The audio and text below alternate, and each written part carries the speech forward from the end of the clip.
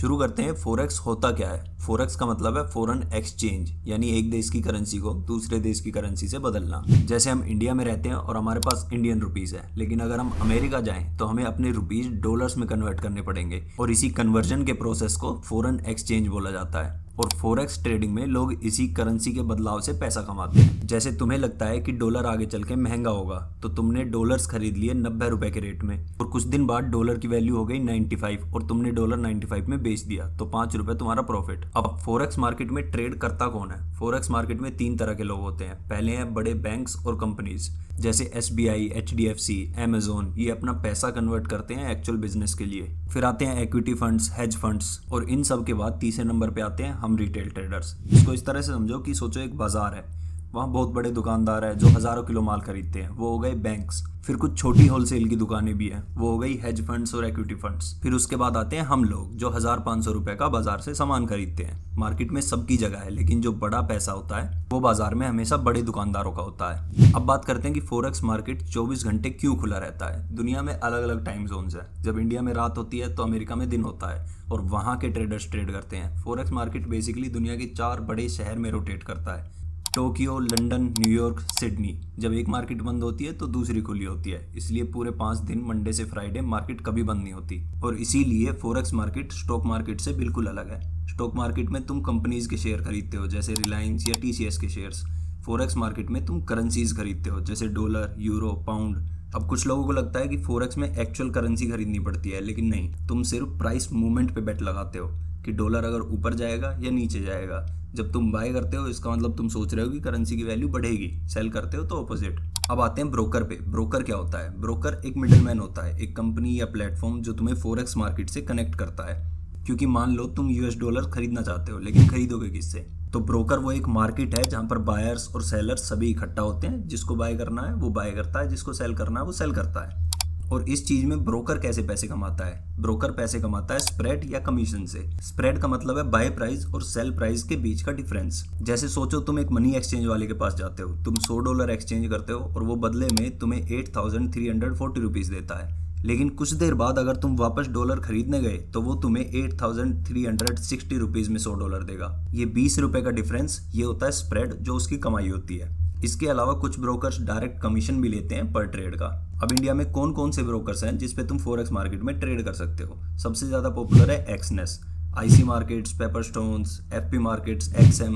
ये वो ब्रोकर्स हैं जो रेगुलेटेड ब्रोकर्स हैं। अब रेगुलेटेड ब्रोकर्स और अनरेगुलेटेड ब्रोकर्स क्या होते हैं? रेगुलेटेड ब्रोकर मतलब एक ब्रोकर जो किसी गवर्नमेंट एजेंसी ने चेक किया हो और अप्रूव किया हो, जैसे जीरोधा, एंजल वन। इन सभी ब्रोकर्स को हमारे इंडिया में सेबी अप्रूव करती है। उसी तरह UK की एजेंसी है FCA, ऑस्ट्रेलिया की एजेंसी है ASIC। अब जिस देश का ब्रोकर होता है उस देश की गवर्नमेंट एजेंसी अगर उसको चेक करके अप्रूव करती है तो वो हो जाता है रेगुलेटेड ब्रोकर। रेगुलेटेड ब्रोकर्स के साथ पैसा थोड़ा ज्यादा सेफ रहता है, रूल्स होते हैं, और अगर ब्रोकर कुछ गलत करे तो कंप्लेंट कर सकते हो। अनरेगुलेटेड ब्रोकर में पूरा पैसा डूब सकता है, कोई कुछ नहीं कर सकता। तो ब्रोकर चूज करते टाइम उनकी रेगुलेशन चेक करना बहुत ज्यादा इंपॉर्टेंट है। अब कुछ लोग MT5 को भी ब्रोकर मानते हैं। नहीं, MT5 ब्रोकर नहीं है, ये एक ट्रेडिंग प्लेटफॉर्म है, यानी एक सॉफ्टवेयर या ऐप जिसके थ्रू आप ट्रेड कर सकते हो। ब्रोकर आपका पैसा संभालता है, MT5 तुम्हें सिर्फ स्क्रीन पे चार्ट दिखाता है और तुम्हें फीचर्स प्रोवाइड करता है तुम्हारी ट्रेडिंग एक्सपीरियंस स्मूथ बनाने के लिए। MT5 जो प्लेटफॉर्म है वो एक रशियन कंपनी मेटाकोर्ट्स ने बनाया है। अब MT4 और MT5 में क्या डिफरेंस होता है? It's just a newer version. MT5 के अलावा एक और प्लेटफॉर्म बहुत ज्यादा फेमस है, वो है ट्रेडिंग व्यू। चलो अब तुम्हें ब्रोकर्स पता चल गया, लेकिन अब तुम ब्रोकर खोलोगे तो तुम्हें दिखेंगे करेंसी पेयर्स। अब करेंसी पेयर्स क्या होते हैं? करेंसी पेयर्स सिर्फ 2 करेंसीज की रिस्पेक्टिव वैल्यू प्रेजेंट करता है। जैसे यूरो USD में यूरो जो है वो पहली करेंसी है जिसको बेस करेंसी बोलते हैं, और USD दूसरी करेंसी है जिसको कोट करेंसी बोलते हैं। ये सब तुम्हें याद नहीं रखना, बस आइडिया समझो। अगर यूरो USD 1.08 पे है तो इसका मतलब है एक यूरो खरीदने के लिए तुम्हें $1.08 देने होंगे, और अगर ये प्राइस बढ़ के 1.10 पे आ जाता है तो इसका मतलब है यूरो की वैल्यू USD के कंपैरिजन में इंक्रीज हुई है। अब करेंसी पेयर्स उतने ही हैं जितनी करेंसीज, लेकिन सभी पेयर्स में ट्रेड नहीं करना होता। करेंसी पेयर्स 3 कैटेगरी में डिवाइडेड है: मेजर, माइनर और एक्सोटिक पेयर्स। मेजर पेयर्स में हमेशा USD होता है, जैसे euro USD, GBP USD, USD JPY।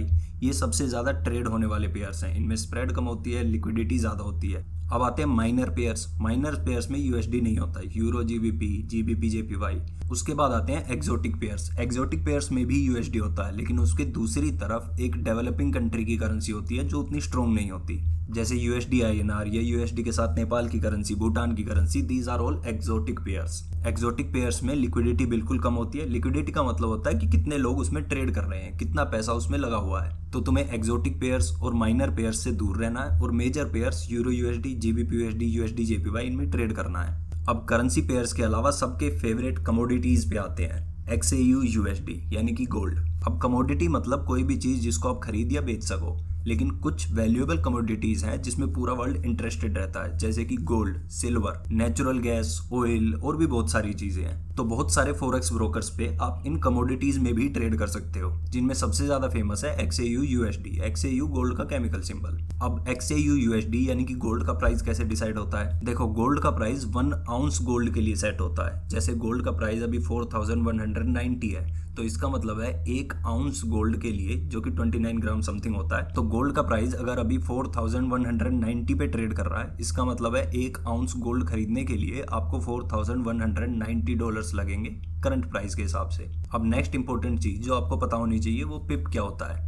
पिप जो है प्राइस मूवमेंट को कैलकुलेट करने की सबसे छोटी यूनिट है। जैसे ग्राम्स, मिलीग्राम्स, ये सब वेट को मेजर करने की यूनिट है, उसी तरह पिप जो है प्राइस मूवमेंट को मेजर करने की यूनिट है। फॉर एग्जांपल, अगर यूरो यूएसडी में प्राइस चेंज 1.0800 से 1.0801 हो गया, तो ये 1 पिप का चेंज हुआ। मोस्ट करेंसी पेयर्स में 1 पिप्स इक्वल टू 0.0001, यानी कि डेसिमल के बाद 3 नंबर्स हटा दो, उसके बाद 4th प्लेस पे जो चेंज होगा वही पिप होगा। लेकिन गोल्ड में थोड़ा डिफरेंट है। गोल्ड में $1 की मूवमेंट पे 10 पिप बनते हैं। जैसे प्राइस 4190 से 4191 चला गया, तो गोल्ड में 10 पिप की मूवमेंट हुई। अब इसके बाद एक इंपॉर्टेंट चीज आती है, लोट साइज क्या होता है।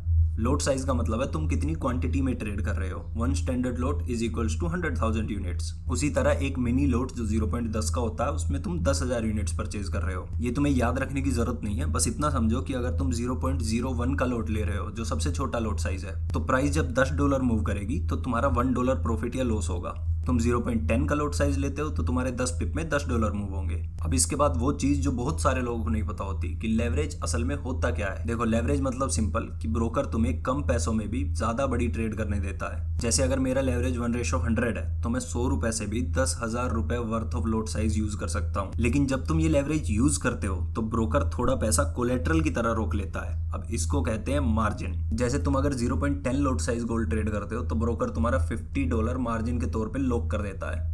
और अगर ट्रेड तुम्हारे ऑपोजिट जाने लगे और तुम्हारा अकाउंट बैलेंस मार्जिन से कम जाने लगे, तो ब्रोकर तुम्हारा ट्रेड ऑटोमेटिकली बंद कर देता है। इसे कहते हैं मार्जिन कॉल। बहुत इंपॉर्टेंट है। तुम्हारी भी मार्जिन कॉल जिस दिन आएगी, बहुत कुछ मुंह में आ जाएगा। मेरा भी बहुत बार आया है। और ये ना हो इसीलिए हम लगाते हैं स्टॉप लॉस। स्टॉप लॉस एक प्री डिसाइडेड लेवल है जहां तुम्हारा ट्रेड ऑटोमेटिकली क्लोज हो जाएगा। जैसे मान लो तुमने गोल्ड बाय किया 4300 पे और तुमने स्टॉप लॉस लगाया 4280 पे कि भाई 4280 से प्राइस नीचे जाएगा तो मैं ये बाय पोजीशन होल्ड नहीं करूंगा। तो 4280 पे तुम्हारी ट्रेड ऑटोमेटिकली क्लोज हो जाएगी। अब एक और इंपॉर्टेंट क्वेश्चन कि अगर इंडिया में तुम फॉरेक्स ट्रेडिंग कर रहे हो तो क्या ये लीगल है? तो सीधा आंसर होगा नहीं। लेकिन फॉरेक्स ट्रेडिंग इंडिया में लीगल है कुछ रूल्स के साथ। आरबीआई और सेबी तुम्हें अलाउ करती है सिर्फ INR के साथ वाले पेयर्स ट्रेड करना, which is as good as not doing it. Okay, अब तुम्हें फॉरेक्स ट्रेडिंग का सब कुछ समझ आ गया। अब तुम्हें चाहिए होगी एक profitable strategy. Now I will not promote my self. YouTube पे खुद से सर्च करो, बहुत सारे लोगों को देखो, उनकी स्ट्रेटेजीज देखो और देखो तुम्हारे लिए सबसे सूटेबल क्या है और कौन तुम्हें सबसे ज्यादा ट्रस्टवर्दी लगता है। फिर उनकी स्ट्रेटेजी सीखो, उनकी स्ट्रेटेजी पे चार्ट पे टाइम दो and you are good to start. अब एक और चीज जो बहुत से लोग पूछते हैं कि कितने पैसों से हम शुरू कर सकते हैं। टेक्निकली बहुत से लोग बोलेंगे कि $10 या $50 में भी शुरू कर सकते हो, लेकिन ऑनेस्टली मेरा ओपिनियन जानना है तो minimum $200 is a realistic starting amount. Now I think I have answered most of the questions. अगर इसके अलावा भी तुम्हें कुछ जानना है तो तुम कमेंट सेक्शन में लिख सकते हो। I will be happy to reply.